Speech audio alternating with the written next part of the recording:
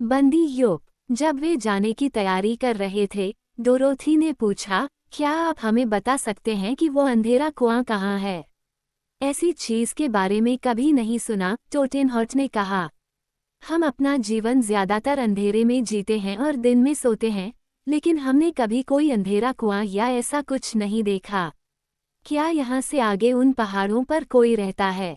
बिजूका ने पूछा। बहुत सारे लोग हैं, लेकिन बेहतर होगा कि आप उनसे मिलने न जाएं।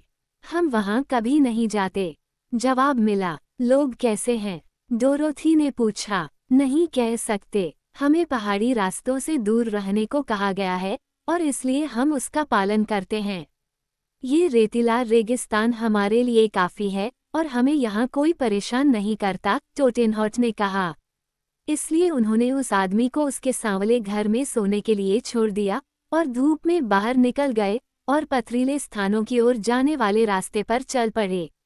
उन्हें जल्द ही चढ़ाई करना मुश्किल लगने लगा, क्योंकि चट्टानें असमान और तीखे बिंदुओं और किनारों से भरी हुई थीं, और अब कोई रास्ता नहीं था। वे यहाँ वहाँ चट्टानों के बीच चढ़ते रहे, धीरे धीरे ऊपर और ऊपर चढ़ते रहे, जब तक कि वे अंततः पहाड़ के एक हिस्से में एक बड़ी दरार पर नहीं पहुँच गए, जहाँ चट्टान दो भागों में विभाजित हो गई थी और दोनों तरफ ऊंची दीवारें छोड़ गई थीं। मान लीजिए हम इस ओर चलें, डोरोथी ने सुझाव दिया। पहाड़ियों पर चढ़ने की अपेक्षा पैदल चलना अधिक आसान है। वह चिन्ह कैसा है? ओजो ने पूछा। कौन सा चिन्ह? उसने पूछा। मंचकिन लड़के ने उनके बगल में पत्थर की दीवार पर लिखे कुछ शब्दों की ओर इशारा किया, जिस पर डोरोथी का ध्यान नहीं गया था। शब्द इस प्रकार थे, योप पर नजर रखो। लड़की ने एक क्षण तक इस चिन्ह को देखा और फिर बिजुका की ओर मुड़कर पूछा, योप कौन है, या योप क्या है? स्ट्रॉ मैन ने अपना सिर हिलाया। फिर उसने टोटो की तरफ देखा और कुत्ता बोला, वूफ। स्क्रैप्स ने कहा, इसका पता लगाने का एकमात्र तरीका है आगे बढ़ते रहना। ये बात बिल्कुल सच थी, इसलिए वे आगे बढ़ते गए। जैसे जैसे वे आगे बढ़ते गए, दोनों तरफ की चट्टान की दीवारें और भी ऊंची होती गईं। कुछ ही देर में उन्हें एक और साइनबोर्ड मिला जिस पर लिखा था, बंदी युवक से सावधान रहें। क्यों? जहां तक बात है, डोरोथी ने टिप्पणी की, यदि यूप बंदी है तो उससे सावधान रहने की कोई आवश्यकता नहीं है। यूप चाहे जो भी हो, मैं उसे बंदी बनाए रखना अधिक पसंद करूंगी, बजाय इसके कि वह खुला घूमे। मैंने भी यही सोचा था, बिजुका ने अपना रंगा हुआ सिर हिलाते हुए सहमति जताई। फिर भी, स्क्रैप्स ने चिंतनशील होकर कहा, यूपते हूपते लूपते गुप। सूप में नूडल्स किसने डाले? हम सावधान तो रह सकते हैं, लेकिन हमें परवाह नहीं। और हिम्मत करो वहां जाओ जहां हम योप को डरा दें। यार, क्या तुम्हें अभी थोड़ा अजीब नहीं लग रहा है? डोरोथी ने पैचवर्क गर्ल से पूछा। ओजो ने कहा, अजीब नहीं, बल्कि पागल। जब वह ऐसी बातें कहती है तो मुझे यकीन है कि उसका दिमाग किसी तरह से उलझ जाता है और गलत तरीके से काम करता है। मुझे समझ में नहीं आता कि हमें युग से सावधान रहने के लिए क्यों कहा जाता है, जब तक कि वह खतरनाक ना हो, बिजुका ने हैरान स्वर में कहा।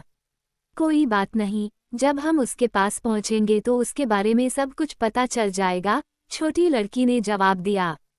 संकरी घाटी इधर उधर मुड़ी हुई थी और दरार इतनी छोटी थी कि वे अपनी बाहें फैलाकर एक ही समय में दोनों दीवारों को छू सकते थे। टोटो चंचलता से उछलता हुआ आगे बढ़ गया था, जब अचानक उसने डर के मारे एक तेज भौंक लगाए और अपनी दुम को पैरों के बीच दबाए हुए उनके पास वापस भागा, जैसे कुत्ते डरने पर करते हैं। बिजुका बोला, जो आगे चल रहा था, हम अवश्य ही योप के पास होंगे। तभी, जब वह एक तीव्र मोड़ पर पहुंचा, तो स्ट्रॉमैन अचानक रुक गया, जिससे बाकी सभी उससे टकरा गए। यह क्या है? डोरोथी ने पूछा, पंजों के बल खड़ी होकर उसके कंधे के ऊपर से देखने लगी। लेकिन फिर उसने देखा कि यह क्या है और आश्चर्य से चिल्लाई, ओह! उनके बाईं ओर की चट्टानी दीवारों में से एक में एक बड़ी गुफा खोदी गई थी, जिसके सामने लोहे की मोटी सलाखों की एक पंक्ति थी, जिसके ऊपरी और निचले हिस्से ठोस चट्टान में मजबूती से लगे हुए थे। इस गुफा के ऊपर एक बड़ा सा बोर्ड था, जिसे डोरोथी ने बहुत उत्सुकता से पढ़ा और जोर से बोलकर कहा ताकि सभी को पता चल जाए कि वे क्या कह रहे थे। मिस्टर यूपीस केव, कैद में सबसे बड़ा अदम्य विशालकाय प्राणी। ऊंचाई 21 फीट और फिर भी उसके पास केवल 2 फीट है। वजन 1640 पाउंड, लेकिन वो हर समय इंतजार करता है। आयु 400 वर्ष और उससे अधिक, जैसा कि विभाग में कहा जाता है। स्टो विज्ञापन, क्रोधी, उग्र और क्रूर, जब सो रहे हों तब को छोड़कर। भूख भूख, मांस वाले लोग और नारंगी मुरब्बा पसंद करते हैं। इस गुफा के पास आने वाले अजनबी लोग अपने ही खतरे पर ऐसा करते हैं।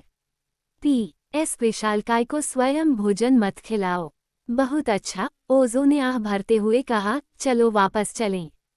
वापस आने में बहुत समय लगता है, डोरोथी ने कहा। ऐसा ही है, बिजुका ने टिप्पणी की, और इसका मतलब है कि अगर हम इस मार्ग का उपयोग नहीं कर सकते हैं तो हमें उन नुकीली चट्टानों पर एक थकाऊ चढ़ाई करनी होगी। मुझे लगता है कि जितना तेज हो सके उतनी तेजी से विशालकाय की गुफा से भागना सबसे अच्छा होगा। मिस्टर यूप अभी सो रहे हैं, लेकिन जायंट सोया नहीं था। वह अचानक अपनी गुफा के सामने प्रकट हुआ। उसने लोहे की सलाखों को अपने बड़े बालों वाले हाथों में पकड़ लिया और उन्हें तब तक हिलाया जब तक कि वे अपनी जेबों में खड़खड़ाने न लगे। यूप इतना लंबा था कि हमारे दोस्तों को उसके चेहरे को देखने के लिए अपना सिर पीछे की ओर झुकाना पड़ा, और उन्होंने देखा कि वो गुलाबी मखमली कपड़े पहने हुए था, जिसमें चांदी के बटन और चोटी थी। जायंट के जूते गुलाबी चमड़े के थे और उन पर लटकनें थीं, और उसकी टोपी एक विशाल गुलाबी शुतुरमुर्ग के पंख से सजी हुई थी, जिसे सावधानी से कल किया गया था। यो हो, उसने गहरी बास आवाज में कहा, मुझे रात के खाने की गंध आ रही है। मुझे लगता है कि तुम गलत हो, बिजुका ने जवाब दिया। यहाँ कोई नारंगी मुरब्बा नहीं है। लेकिन मैं दूसरी चीजें भी खाता हूँ, मिस्टर यूप ने जोर देकर कहा। यानी, जब भी मुझे ये मिल जाती हैं, मैं उन्हें खा लेता हूँ। लेकिन यह एक सुनसान जगह है, और कई सालों से मेरी गुफा के पास से कोई अच्छा मांस नहीं गुजरा है, इसलिए मुझे भूख लगी है। क्या तुमने कई सालों से कुछ नहीं खाया है? डोरोथी ने पूछा। 6 चींटियों और एक बंदर के अलावा कुछ नहीं। मुझे लगा कि बंदर का स्वाद मांस वाले लोगों जैसा होगा, लेकिन स्वाद अलग था। मुझे उम्मीद है कि तुम्हारा स्वाद बेहतर होगा, क्योंकि तुम मोटे और कोमल लग रहे हो। ओह, मैं नहीं खाई जाऊंगी, डोरोथी ने कहा। क्यों नहीं? मैं तुम्हारे रास्ते से दूर रहूंगी, उसने जवाब दिया। कितना निर्दयी, विशाल ने फिर से सलाखों को हिलाते हुए कहा। सोचो कितने साल हो गए जब से मैंने एक भी मोटी छोटी लड़की नहीं खाई है। वे मुझे बताते हैं कि मांस है, ऊपर जा रहा है, लेकिन अगर मैं तुम्हें पकड़ने में कामयाब हो गया तो मुझे यकीन है कि यह जल्द ही नीचे जाएगा। और अगर मैं कर सका तो मैं तुम्हें पकड़ लूंगा। इसके साथ ही दानव ने अपनी बड़ी भुजाओं को, जो पेड़ के तने जैसी दिखती थीं, सिवाय इसके कि पेड़ के तने गुलाबी मखमली नहीं पहनते, लोहे की सलाखों के बीच धकेल दिया, और भुजाएं इतनी लंबी थीं कि वे चट्टान के रास्ते की विपरीत दीवार को छू रही थीं।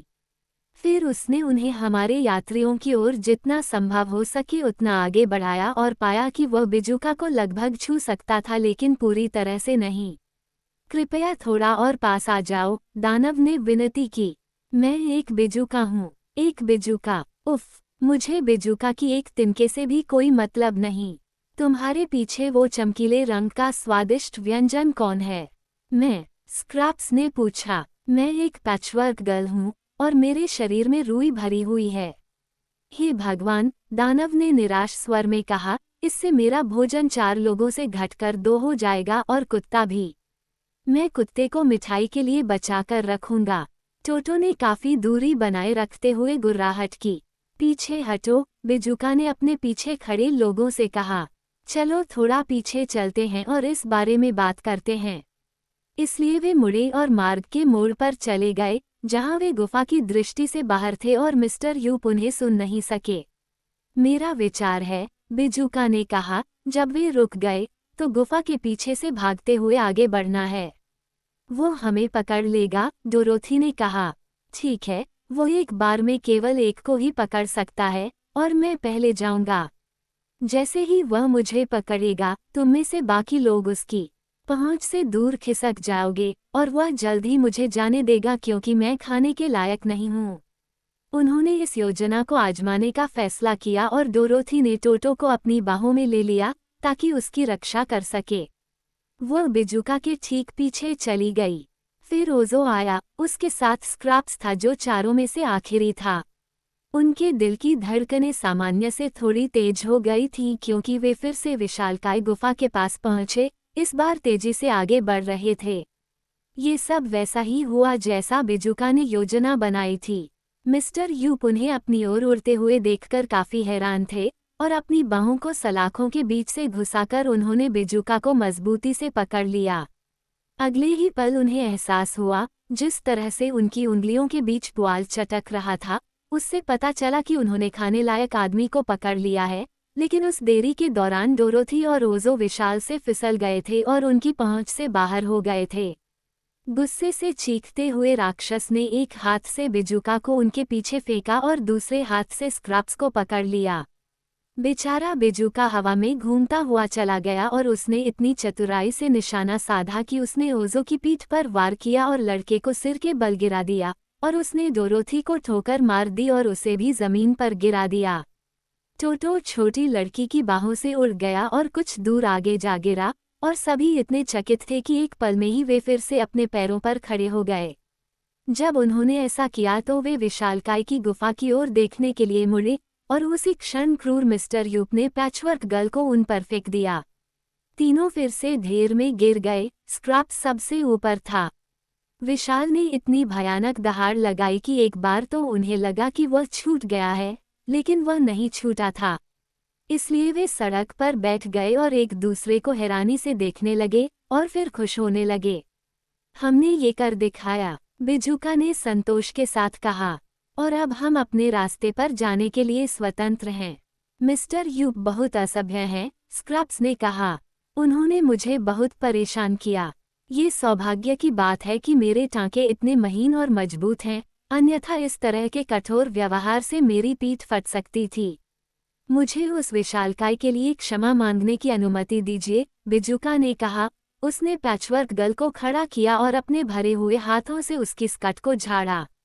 मिस्टर यूप मेरे लिए एक पूर्ण अजनबी हैं, लेकिन जिस अशिष्ट तरीके से उन्होंने काम किया है, उससे मुझे डर लगता है कि वो कोई सज्जन व्यक्ति नहीं है। डोरोथी और ओजो इस कथन पर हंस पड़े और टोटो ऐसे भौंका जैसे उसे मजाक समझ आ गया हो, जिसके बाद उन सभी को बेहतर महसूस हुआ और उन्होंने पूरे उत्साह के साथ अपनी यात्रा पुनः शुरू की। बेशक, छोटी लड़की ने कहा, जब वे गलियारे से कुछ दूर चले गए, ये हमारे लिए भाग्यशाली था कि दानव पिंजरे में था, क्योंकि अगर वो खुला होता तो हे शायद उस स्थिति में वो फिर कभी भूखा नहीं रहेगा, ओजो ने गंभीरता से कहा।